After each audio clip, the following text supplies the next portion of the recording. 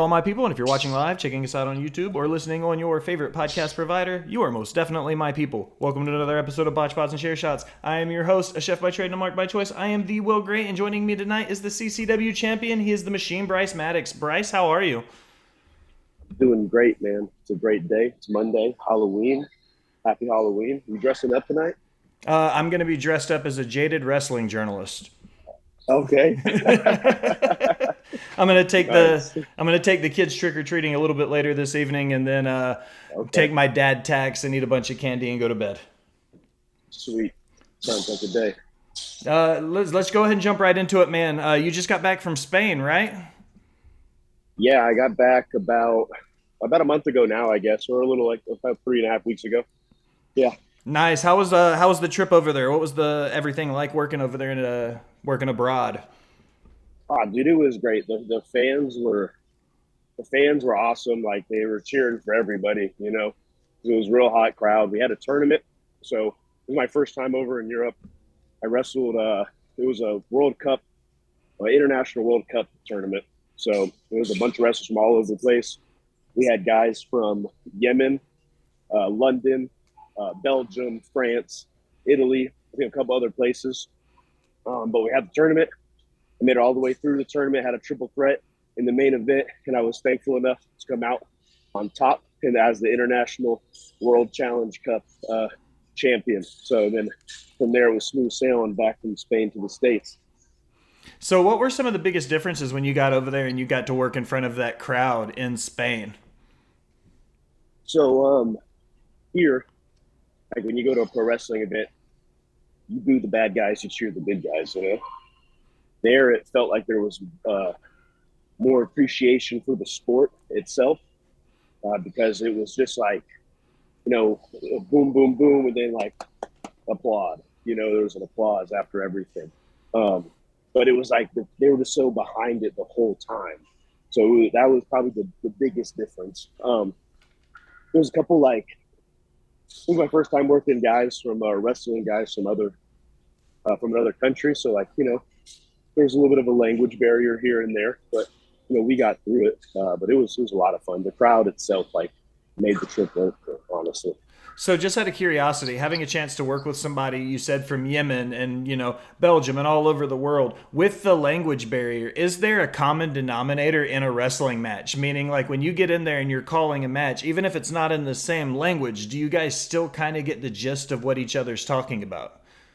Yeah, so much of it is just body language, and pro wrestling just kind of having like a universal language in general. There's a couple things here and there that we called stuff different names, but from a standpoint, I was very fortunate at who I wrestled. We just had sometimes you just have naturally good chemistry with guys, and I was just fortunate that the people that I got to work with, like our chemistry was just there, and it just turned out to be a great match. And I'm really excited for it to get published soon. It should be coming up here in the next month or two. But when they come out, I'm really excited for people to see it. All right. So now that you're back in the States, what do you've got going on now with CCW and stuff? I got back. I had a TV taping we had a TV taping at Continental Championship Wrestling in Jacksonville. I had a match with Brandon Bullock. He's a member of Body Guy University over, they're with like the Nightmare Factory, like AEW Dark and stuff. We had a match. We had a really good match, actually. So that'll be posted probably Friday, I believe. So I'm excited for people to see that one. Weekend after that, I was in Lexington, North Carolina for Elevation Pro Wrestling. That was a great match. It was at a Bull City Brewery. And that was a great crowd, honestly. I had a lot. That one is posted. You can find that one. I wrestled a guy named Elijah Proctor. He was real good.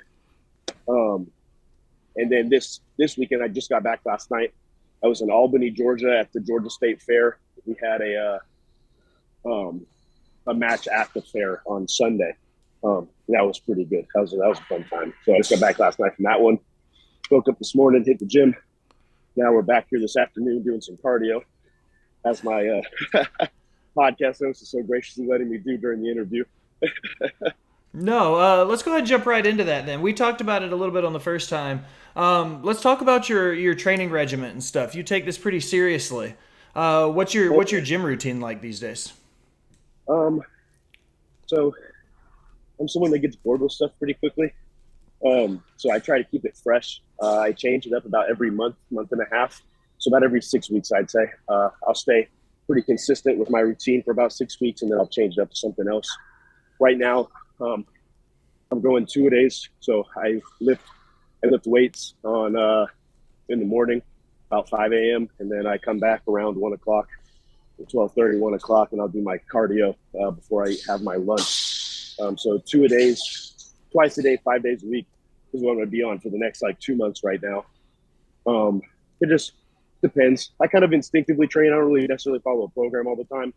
I kind of come in and see what I want to work on, what I feel good, If you come to the gym and you're like, oh man, my chest kind of hurts today, I'm not really feeling it. Why are you going to waste a day and have a bad chest day? Do something else. Don't neglect the muscle group. Over time, you got to hit it eventually. But I don't believe in just coming in and forcing yourself to have a bad gym day. So you're not one of those guys. So you're not one of those guys if you feel like Monday is legs and back and Tuesday has to be chest. So it's all based on how you feel every day, based on how your workout adapts to what you're doing. Right. And I have it written out, actually. I do have it written out, Monday is this, Tuesday is that. But if I go in on Tuesday and Tuesday is supposed to be shoulders, and I'm like, man, I'm just not feeling shoulders today, I'll do Thursday's workout or something. And I was like, I'll flip it. I'll switch it around. That way I just want to have a good workout every time I'm in here. And I really enjoy this, just from playing football for so many years. Football was what I fell in love with first, and then football introduced me to the weight room, and then I fell in love with the weight room big time. And that just kind of transferred over to the sport of pro wrestling. It's very important. I say this to anybody. If you're just an indie wrestler, or if you're an indie wrestler trying to get to the next level or anything, this is important. Not only to look the part and carry yourself as a pro wrestler, but just to keep yourself safe. It's very important that you're in the gym and you're protecting your body and you're building up on your body. So as an athlete going through school, you mentioned playing football. What was it like for you transitioning into pro wrestling when you decided you wanted to start training?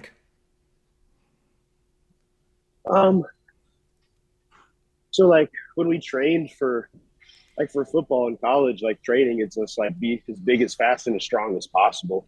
You know what I mean? That's just all football is, just be bigger, faster, and stronger. With wrestling now, it's okay, now you got to look the part too, man. You can't just be strong. You got to look like you're strong. So it was really, big thing was just manipulating my diet.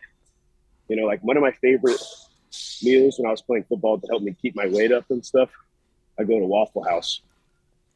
I get a hash brown bowl, double hash browns, 3 eggs, steak and bacon. I get a thing of cheesy grits and I put it on top and mix it all up.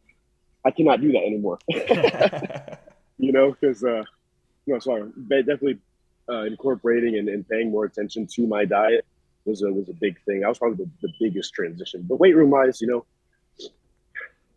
hasn't changed that much, honestly. I don't do power cleans anymore because I don't need to.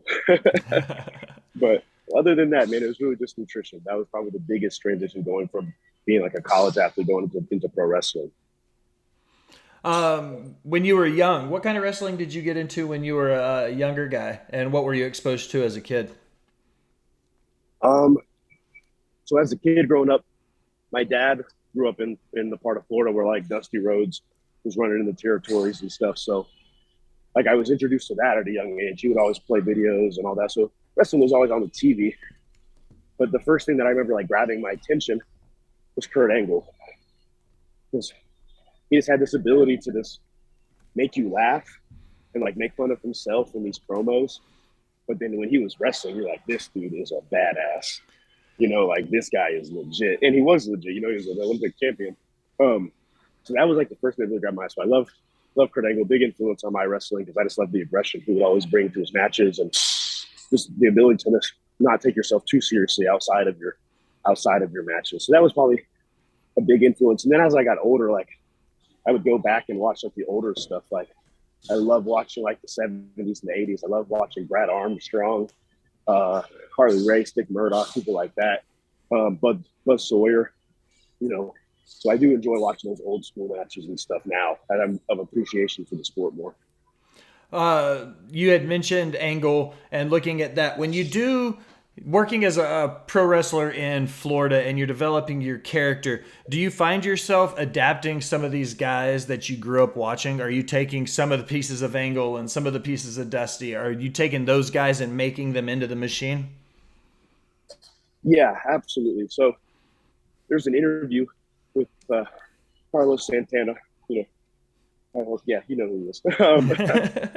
So I play the guitar, and I was always trying to like mimic how other people would play and like other people's guitar solos and stuff. And Santana said in an interview one time, he was like, everyone's always trying to mimic somebody or be like somebody. He was like, with art, like you gotta take your influences and create your own.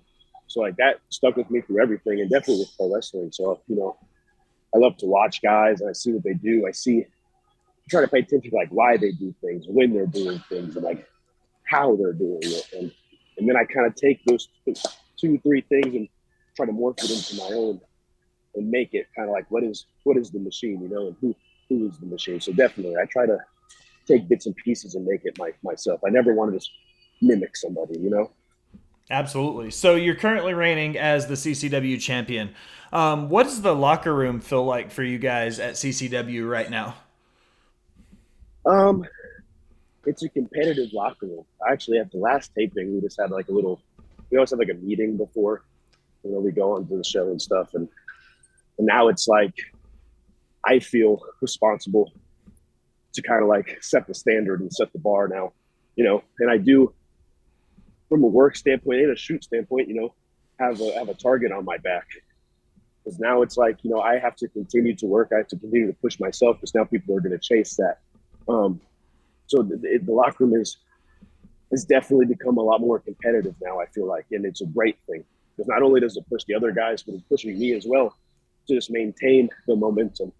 And I feel like, ever since August 27th, that was the Wrestle Bash, where I won the world championship at CCW. And since then, dude, like the ball's just picking up steam. The snowball's getting bigger as it's going down the mountain. And it's just I feel like it's like what's the word? It's contagious, So it's been good. I enjoy it. I love being in a competitive environment. Okay, I'm going to ask you, always close my interviews with 5 rapid fire questions. I'm going to kick yours off and let you get back to your workout. You ready to go? Yeah, absolutely. All right, what's your favorite food? Wings and fried rice. Solid picks. What is your favorite venue you've wrestled in? 2. There's one called Eagles View Academy. That's here in Jacksonville. It's where we have Wrestle Bash and Stampede with Continental Championship Wrestling. Always a packed house, always standing room only. And the second one, I'm going to have to like message you the name of it later or I'll tweet it out to you. But it's an NAIA stadium in Dixon, Tennessee. It's an NAI basketball stadium. And Burt Prentice used to run a promotion out in Tennessee before he had passed away, R.I.P. And it would always have a big Jerry. He'd always have Jerry the King Lawler come in for those shows with some other guys. It was always great. It was always great there. What is your favorite finisher that's not yours? RKO. Solid pick. One of those just utilize it, can throw it from anywhere kind of things. Anywhere. What's your favorite movie? Toss up between Forrest Gump and The Dark Knight. Both fantastic picks. What did you think about Heath Ledger as the Joker? I think that I think it was the best like performance as the Joker, but I think it's unfair when people constantly compare the other Jokers to him because it was a very unique portrayal of the Joker. You know what I mean? Not necessarily comic book accurate, but it was fucking great. Completely agree. Completely agree. I think he did great. Last one before I let you go. What is playing during your workout in your earphones if you're not being forced to talk to me about wrestling? It's a toss-up between Kodak Black, Pop Evil, some Bon Jovi in there every now and then. So definitely it's a big mix between hip-hop, classic rock, and just some like the heavy metal stuff. Depends what I'm doing. Nice. All right, Bryce. Well, plug your stuff, man. Tell everybody where to find you and what you got going on, and we'll let you get back to it. D Bryce Maddox on Instagram, D Bryce Maddox on Twitter. You can find all my matches on Continental Championship Wrestling on YouTube. There's also a bunch of other really great matches on there. Really check it out. The long storylines to follow. We got TV taping this weekend if you're in the area in Jacksonville, man. Saturday at 6 o'clock. We got some tryouts for CCW at like noon that same day. So hit up Continental Championship Wrestling if that's something you're interested in. But yeah, I mean, I can't wait to be back. I hope he brings me back, you know? Absolutely. Bryce, I appreciate you, man, taking some time out of your busy workout schedule and your life to come back on and chat about some wrestling with me, man. Of course, always. Excellent. For the Machine Bryce Maddox, I am the Will Gray. Thanks for stopping by and listening, my people.